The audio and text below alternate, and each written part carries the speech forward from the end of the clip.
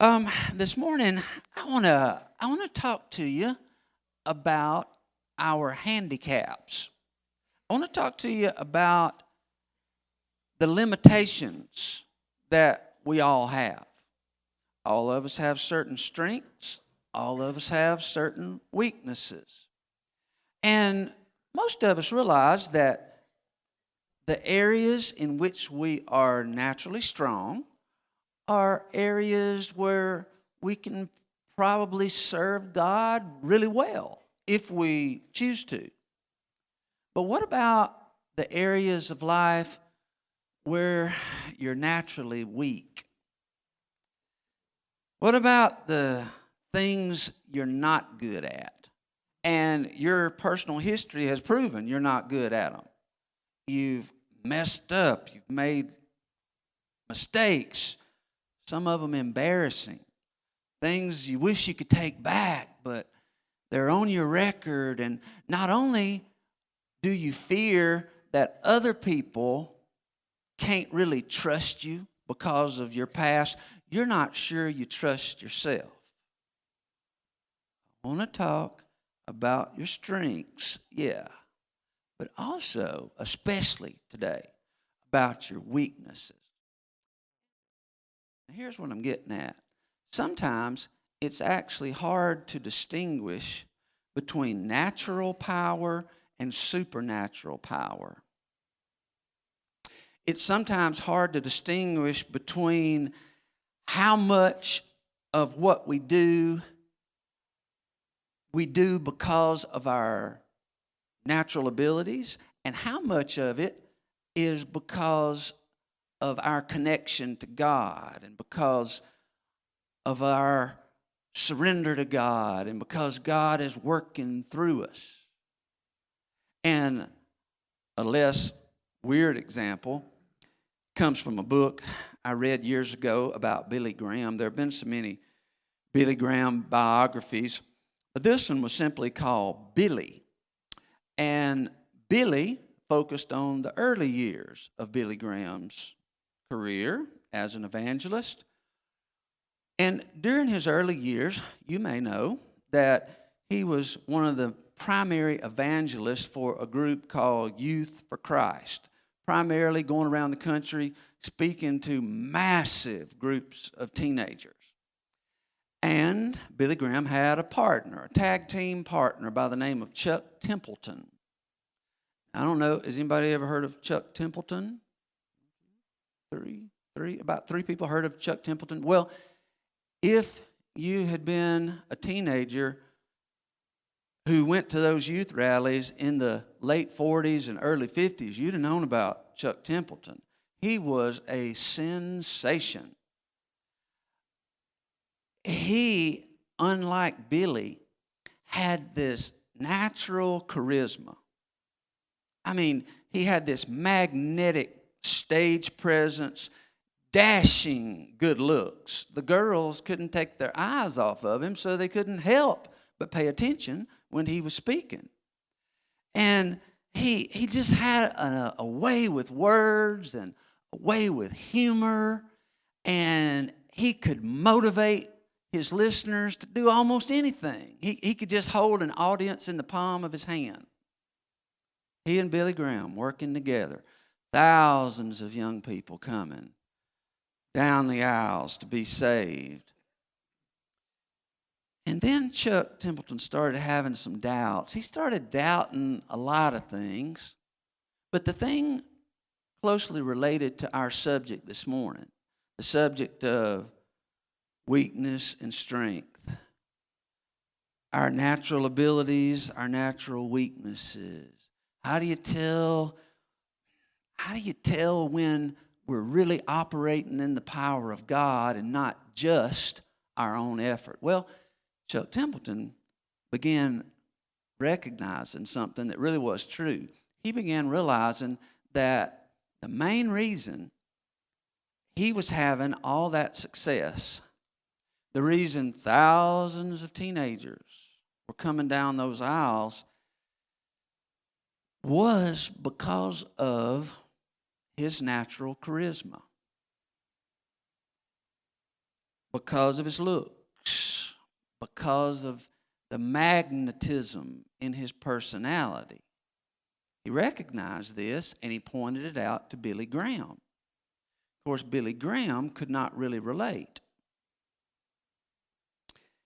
Now, the reason Billy Graham couldn't relate is that he was not a rock star. Billy Graham was a normal-looking person. Certainly nothing wrong with the way he looked, but girls didn't have posters of Billy Graham doing a boogie on their walls. He didn't have that going for him. And I don't know what his preaching style was like back then, but I know during the time I grew up watching him, he was a good preacher, but he wasn't the best preacher on TV. He was very tied to his notes. He stayed in one place, and everything he said, you could tell he looked down, and it was written in front of him. He wasn't especially humorous or clever. All he had was a bachelor's degree, though he was called Dr. Graham. I'm saying naturally, there was nothing all that unusually special about Billy Graham. But when this very normal, ordinary preacher spoke and gave an invitation, the power of God moved in a mighty way, the likes of which has never been seen in history. Nobody in history has even come close to leading as many people to Christ as Billy Graham. And it sure was not because of some natural talent. It shows you the difference that the power of God can make in the life of a fairly ordinary person who's fully surrendered, who's wide open and ready to be used. God did that to Billy Graham. He can use ordinary people. But I don't want to give you the impression that to be gifted or to be talented, naturally smart, naturally brilliant, educated, whatever. I don't want to give you the impression that that's a bad thing. No. Please don't hear me saying that. I'll just say that the better you are naturally on your own, the harder it may be to distinguish how much of it is coming from God's power and how much of it is just your talents, which, by the way, come from God. The Apostle Paul had a whole lot going for him. He had a very strong personality. He was brilliant, and he wrote so eloquently that it takes a fairly intelligent person to even follow the logic in many of Paul's writings, especially the book of Romans. And in terms of education, he had the first century equivalent of a Princeton PhD. Paul also had this natural determination. He was a bulldog, and he just was not one to give up. When he clamped on, he wasn't letting go. That was true of him after he became a Christian, and he was experiencing persecution, opposition, problems of every kind. Nothing ever really got him down. But he was the same way before he became a Christian when he was persecuting the church. He said himself he was zealous about that. When he was trying to stomp out the church, he would stop at nothing. He was a go-getter. Probably one of these people who had a lot of natural energy, didn't require a lot of sleep. One of those people who's going to accomplish a lot no matter what. Jesus also had some natural things going for him. We know he was a gifted teacher. Best teacher in history.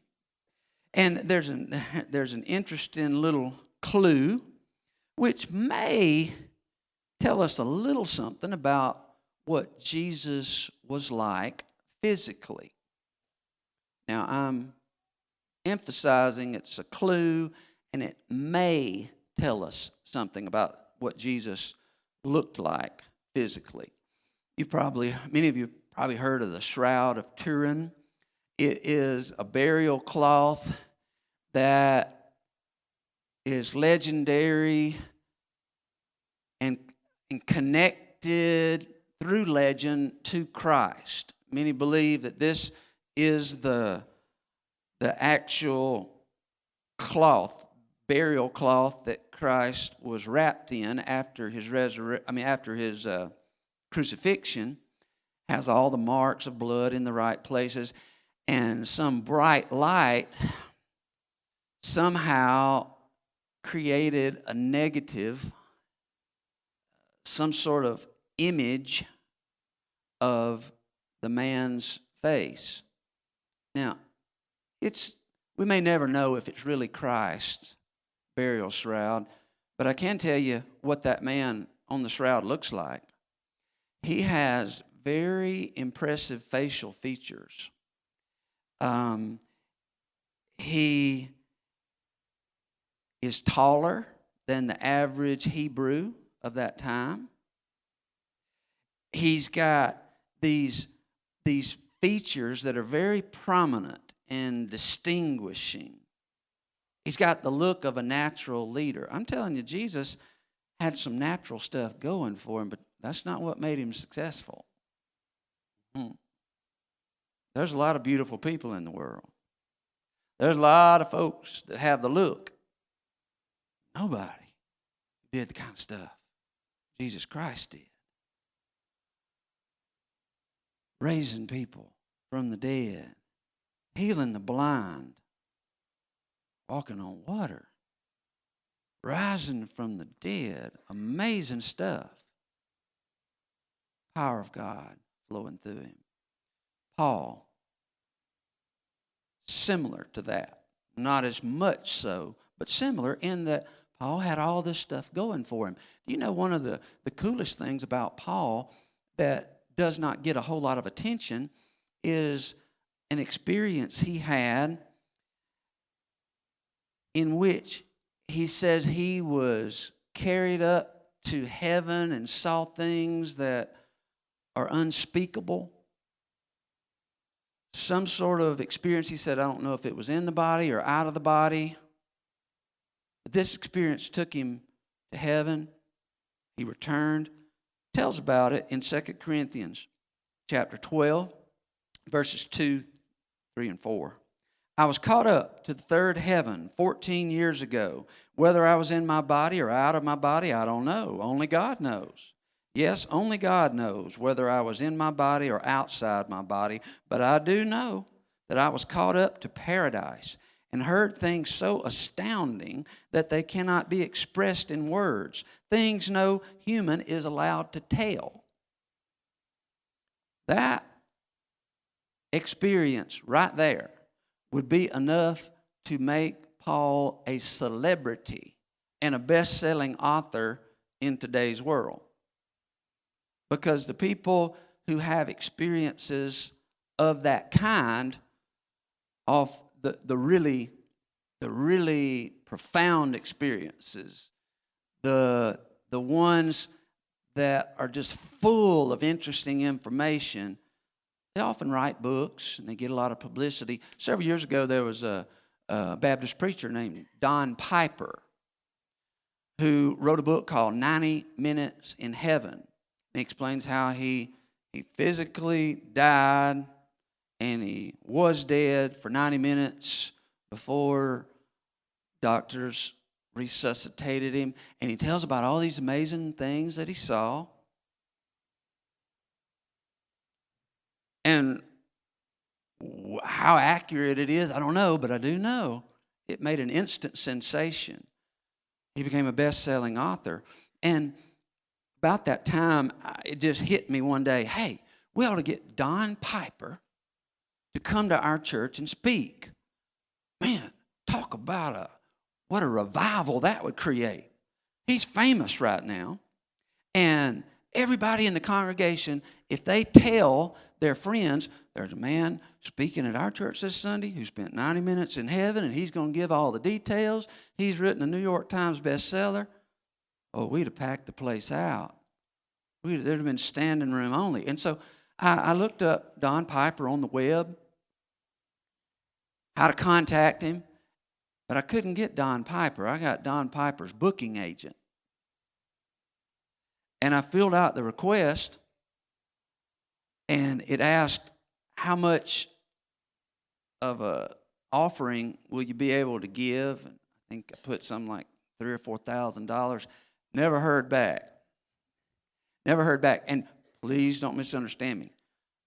That's not a bad reflection on Don Piper. I know nothing about him. That's his booking agent. I'm saying people with experiences like that need booking agents. I used to get this catalog every year of these speakers who can come to your church. They're well known, or at least they feel like they're really well known, and they'll come to your church and they'll give a Christian speech. And let me tell you, in this catalog, let me tell you some of the people that were in it. Mr. T was in it. For $50,000, he would come and give a speech at your church. George Foreman, $50,000. Emmett Smith. Meadowlark Lemons, the Globetrotter. He only gets $10,000 a speech. Bobby Bowden, Naomi Judd. Celebrities, people with a lot of natural ability. Paul had that. But God did not want his servant Paul to become a celebrity. He did not want Paul to become this icon that everybody admired, and they saw him and stood in awe, thinking, oh, we could never be like him. God doesn't want servants like that. A servant who is so much of a cool celebrity, so admirable that ordinary Christian people look at this person, and instead of being inspired, they're really discouraged because they think, yeah, look at him. Look at his ability. Look at all the stuff he knows and all the stuff he's done. I could never. What hope is there for me? And God was not going to let that happen with Paul. There was too much work that God was determined to do through the Apostle Paul. And in order to keep Paul from becoming a high-profile celebrity that could not relate to normal Christians, God gave him something called a thorn in the flesh. A thorn in the flesh. Let me read that verse to you, those verses to you from 2 Corinthians chapter 12, verse 7 through 10. Now this I'm going to read from the Message Bible because I think it really brings out some of the points that we're trying to emphasize here. Paul's been talking about, in particular, that amazing revelation he had when he was carried to heaven and saw such remarkable things. And here's what he said. Because of the extravagance of those revelations, and so I wouldn't get a big head, I was given the gift of a handicap to keep me in constant touch with my limitations. Hear that? Satan did his best to get me down, and what he in fact did was push me to my knees. No danger then of walking around high and mighty. At first, I didn't think of it as a gift and begged God to remove it. 3 times I did that. And then he told me, my grace is enough. It's all you need. My strength comes into its own in your weakness. The area in which Paul is weak, the area he's ashamed of, the bad thing in his life he wishes he could change, is the very place where God's power is going to be revealed in a clear way, because it's obviously coming from God. Paul said, once I heard that, I was glad to let it happen. I quit focusing on the handicap and began appreciating the gift. It was a case of Christ's strength moving in on my weakness. Now I take limitations in stride and with good cheer. These limitations that cut me down to size, abuse, accidents, opposition, bad breaks, I just let Christ take over. And so the weaker I get, the stronger I become. It's a lot different from being a wrestling star who takes the tough man competition, giving credit to God. This is a weak man who obviously could not do what he's doing, doesn't deserve a chance to get to do what he's doing because of all the bad stuff he had done in his past. And yet God's working through this weakling. Now, quickly, I want to say us a little something about what was this thorn in the flesh. This thing, this area where Paul was so weak, it burdened him, it dogged him until he realized it was a gift. Because at first, he sure didn't think of it as a gift. He does not say specifically what his thorn in the flesh was, and I've always believed that's on purpose. It's left blank so that you can take your thorn in the flesh, your weakness, your limitation, and insert it right there. Now, here's some possible ideas. It could have been physical.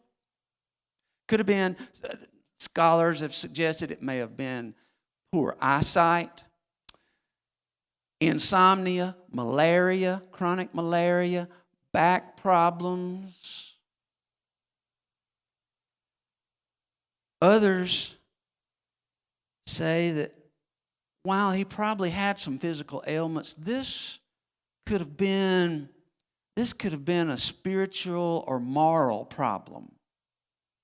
Some area of Paul's personal life where he was defeated over and over and over.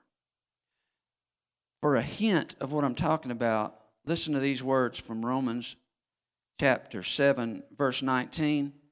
Paul said, I want to do what is good, but I don't. I don't want to do what is wrong, but I do it anyway. You relate to that? Is there any one particular area of your life, one sort of temptation that just seems to kick your behind every time? Leave you on your knees? There was for Paul. And it may be something that is not going to go away. Paul said, I asked God to take this away, but he didn't. What I'm telling you is there are some natural weaknesses, some temptations that may not ever go away. They will remain as a thorn in your flesh. You will struggle with them for the rest of your life. Not because of some accident, but because God knows that is going to be the thorn in your flesh, the weak spot, where you are absolutely dependent on the grace of God. You're humbled by it. You're broken by it. And you're open for Christ's power to flow through you. The gift of a handicap.